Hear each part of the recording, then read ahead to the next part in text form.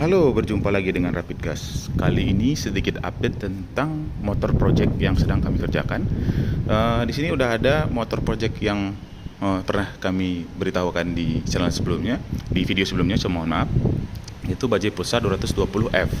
Nah, seperti yang telah terlihat di motor ini udah terpasang shock KTC Razor Pro yang akan kita tes penggunaannya di sepeda motor ini. Dan ternyata setelah kurang lebih sebulan pemakaian kali ya, shock ini berasa kurang tepat, bukan kurang tepat ya. Shock ini berasa kurang mampu menghandle massa total dari si bajai pulsarnya, karena memang secara bobot bajai pulsar kan lumayan berat ya. Nah, di sini dapat terlihat bahwa settingan preload itu udah maksimum nih, udah jauh banget ya.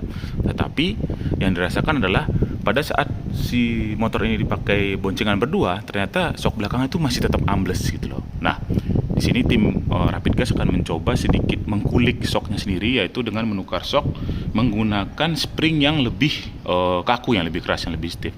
Nah, springnya udah ada di sini. Ini warna kuning ini. Ini springnya dapat dibeli di online. Spring ini sendiri itu secara diameter ular springnya itu lebih besar daripada diameter ular spring bawaannya si KTC Razor Pro ini. Seperti dapat lihat di sini, lumayan signifikan ya perbedaannya ya.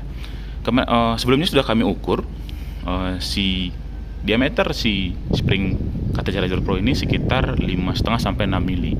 Sementara diameter si spring yang lebih stiff ini sekitar 8 mili. Nah, mudah-mudahan dengan penggunaan si spring yang lebih stiff ini, shock breaker KTC Razor Pro ini dapat lebih menghandle massa si motornya sendiri dan pengendara yang naik di atasnya. Yuk, langsung saja kita pasang yuk ke shock breakernya, dan mudah-mudahan setelah dipasang pengendaraannya lebih enak gitu loh.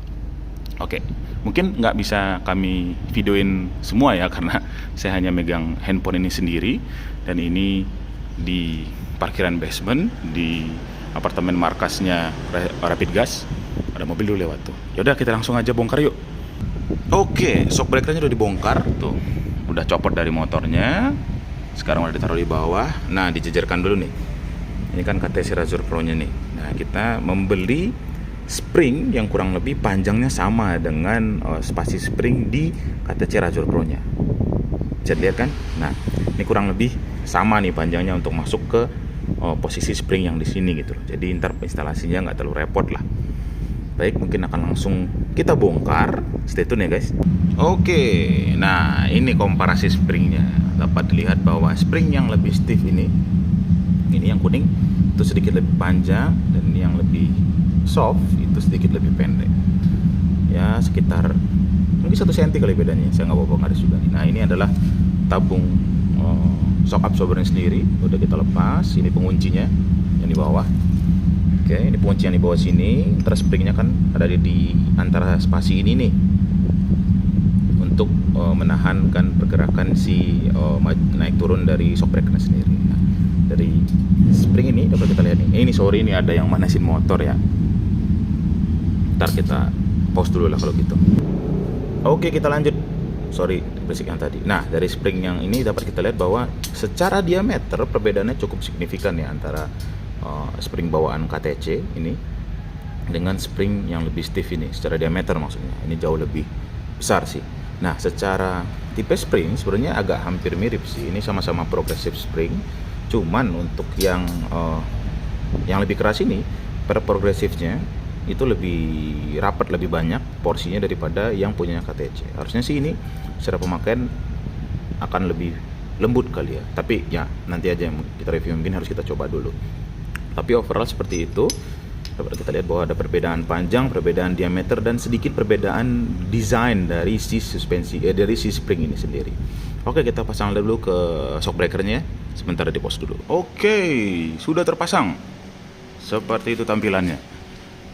Iya, kayak Solihin ya.